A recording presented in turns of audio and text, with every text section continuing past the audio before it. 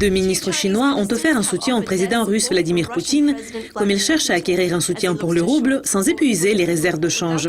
Je m'appelle Sinead McLaughlin et c'est la revue de presse de lundi.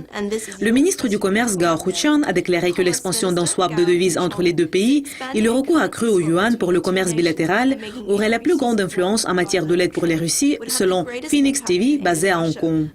Aujourd'hui, le rouble s'est renforcé de 4,1% par rapport au dollar dans le contexte des signes de la volonté de la Chine, la deuxième plus grande économie du monde, de soutenir son voisin.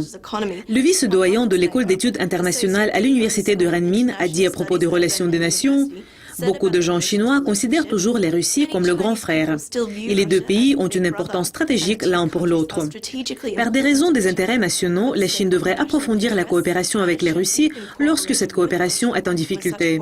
En octobre, la Chine et la Russie ont signé un accord du swap de devises de 3 ans de 150 milliards de yuan, un accord qui peut être élargi si les deux parties y consentent.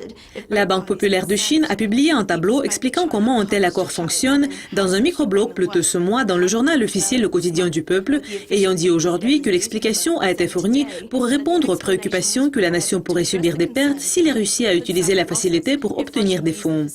La Chine promeut le yuan comme une alternative au dollar pour le commerce et les finances du monde. Et la Banque populaire de Chine a signé des accords du swap de devises avec 28 autres banques centrales pour l'encourager.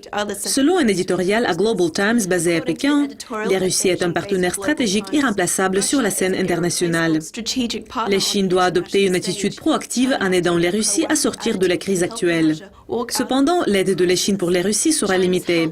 Tandis que la Chine peut offrir le capital, le support technique et celui du marché, il ne peut pas influencer la structure économique de la Russie et sa dépendance excessive des exportations d'énergie.